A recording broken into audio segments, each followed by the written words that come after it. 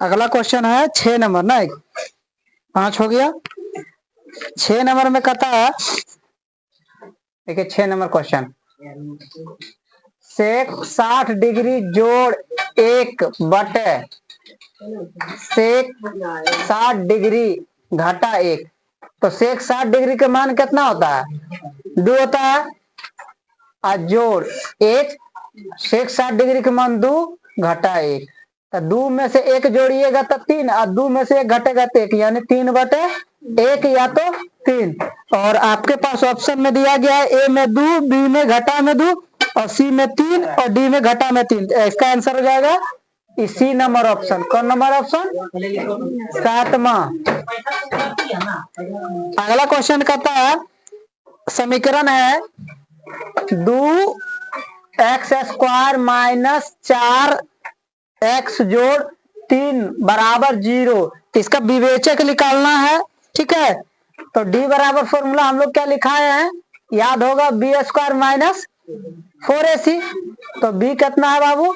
Minus में 4 है, minus के 4 का स्क्वायर घटा 4। ए कितना है? 2 है। ए x² में होता है, और सी अचर पद को कहते हैं, अचर पद 3 है, ठीक है।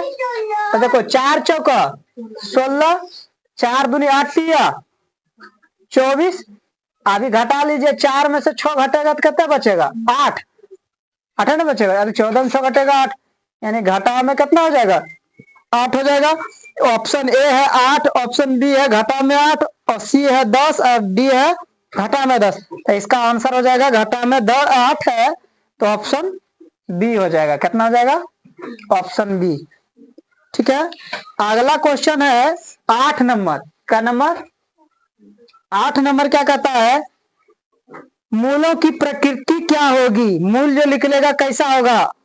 समीकरण दिया गया है 4x² प्लस 4x प्लस 1 बराबर में 0। ऑप्शन ए कहता है वास्तविक नहीं है, ऑप्शन 2 कहता है वास्तविक और समान है, वास्तविक एवं असमान है, इनमें से कोई नहीं। तीनों कंडीशन इसमें ये दिया है, तो चेक कर लीजिए क्या होगा। तो डी निकालेंगे तभी ना पता चलेगा। तो डी बराबर क्या हो जाएगा? b²। तो बी बार फॉर्मूला कहाँ है, आप लोग सीख जाइए। बी में कितना है? 4 है, 4 का स्क्वायर घटा में 4ac, 4 ए के जगह 4 और सी के जगह भी 1। 4 चौका 16, 4 चौक 16 का 16, ये घटेगा तो कितना? यानी डी बराबर 0। तो आपके पास कंडीशन 3 गो, एगो डी बराबर 0, या तो डी 0 से बड़ा, या तो डी 0 से छोटा। ये 3 केस आता है मूल के प्रकृति बताने। अगर बराबर होता है, डी के बराबर 0 आता है, तो मूल हो जाएगा वास्तविक। मूल कैसा हो जाएगा? वास्तविक हो जाएगा, और समान हो जाएगा। क्या हो जाएगा? समान हो जाएगा, यानी दोनों आंसर सेम रहेगा, ठीक है। और बड़ा हो जाएगा 0 से डी, तो भी वास्तविक मूल हो जाएगा। लेकिन अंतर यही है कि इसका मूल क्या हो जाएगा? असमान हो जाएगा। क्या हो जाएगा? असमान हो जाएगा। अगर डी कहीं छोटा हो गया 0 से, यानी माइनस में आपका डी आ गया है, तो इसका वास्तविक नहीं होगा, ठीक है। अब मूल वास्तविक ही नहीं होगा, ये हो गया।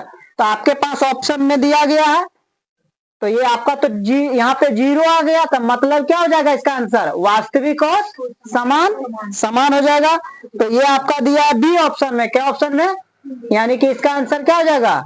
बी हो जाएगा। 9 नंबर क्वेश्चन कहता है कि निम्नलिखित में कौन, अब एक समीकरण फिर है 3x² माइनस में 3 बराबर 0।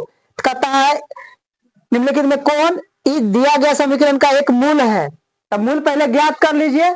घटा में 3 है, इधर लाइएगा तो कच्ची हो जाएगा, प्लस में 3 का x² बराबर, तो x बराबर प्लस माइनस रूट अंडर 1। तो x बराबर कितना? 1 का वर्गमूल कितने? 1, यानी एक बार जोड़ में एक बार घटा में। तो इसमें ऑप्शन आपके पास दिया गया है, ए में दिया है 0, बी में दिया है 4, और सी में दिया है घटा में 1, और डी में दिया है 3। तो इसका आंसर कितना हो जाएगा? सी में दिया है घटा में 1। या जोड़ों में रहता, जैसे जोड़ में ऑप्शन देता तो जोड़ वाला आंसर लेते, यहाँ घटा में दिया इसलिए घटा वाला लेंगे, ठीक है। 10वां नंबर क्वेश्चन, कहता निम्नलिखित में से किसका गुणनफल एक परिमेय संख्या है। देखिए ऑप्शन ए में क्या कहता है, √3 गुना √15 इसका गुणनफल। ऑप्शन बी कहता है √5 गुना √125 इसका गुणनफल परिमेय हो गया। या तो ऑप्शन सी कहता है √7 गुना √49 का गुणनफल, और डी ऑप्शन कहता है √7 गुना √5। ये तीनों में है, चारों में से एक किसी को अगर गुना करते हैं तो उसका गुणनफल क्या आता है, परिमेय संख्या आता है। देखो ये भी आभाज्य संख्या, ये भी आभाज्य संख्या, दोनों के वर्गमूल नहीं निकलने वाला। 7 × 5 = 35, 35 का भी वर्गमूल नहीं होता, इसका गुणनफल परिमेय संख्या नहीं होगा। देखो 49 का वर्गमूल कितना, 7, और लेकिन यहाँ √7 का वर्गमूल नहीं निकलेगा, तो ये भी हमारा अपरिमेय संख्या है। देखिए 15 या 15 45, 45 का भी वर्गमूल नहीं निकलता, ये भी हमारा गुणनफल परिमेय नहीं होगा। लेकिन इसको थोड़ा सा देखिए, बी नंबर के एगो रूट में 5 है, 125 को अगर आप गुणनखंड कीजिएगा तो 3 गो √5 निकलेगा। कै गो, 3 गो निकलेगा न। और ना ही ऐसे समझ में आता है तो √5 एगो पहले से है, इसको जब गुणनखंड कीजिएगा तो अगर अंदरे में रहने दीजिए, कै गो 5, 3 गो 5, 2 गो के बदली एगो बाहर हो गया, √5 गुना एगो ही 5 हो गया, इसका वर्गमूल एगो √5 अंदरे में, तो √5 गुना √5 5 हो जाएगा, फिर 5 गुना 5 कितना हो जाएगा, 25 आएगा। ये हमारा क्या है, परिमेय संख्या। मतलब कि ऑप्शन बी को अगर हम गुना करते हैं तो इसका जो गुणनफल आएगा वो कैसा रहेगा, परिमेय संख्या रहेगा। 11 नंबर क्वेश्चन देखिएगा, निम्नलिखित में कौन 54 का अभाज्य गुणनखंड है। 54 का अभाज्य गुणनखंड कर लीजिए, है ना, कर लीजिए इसका गुणनखंड, देख लीजिए कितना हो जाएगा। 2 से देंगे तो 27, 3 नमा 27 और 3 तिया 9, 3 का 3। देखिए 2 पर पावर कितना 1 और 3 पर पावर कितना 3, ये जिसमें भी रहेगा वही आंसर हो जाएगा। ऑप्शन 1 में दिया है 2 पर पावर 3 नहीं होगा, 2 पर पावर 1 होना चाहिए। गड़बड़ लगता है मामला जी, 2 पर पावर 2 दिया है। हाँ बी नंबर में है, बी नंबर में क्या है, 2 गुना 3 पर पावर 3।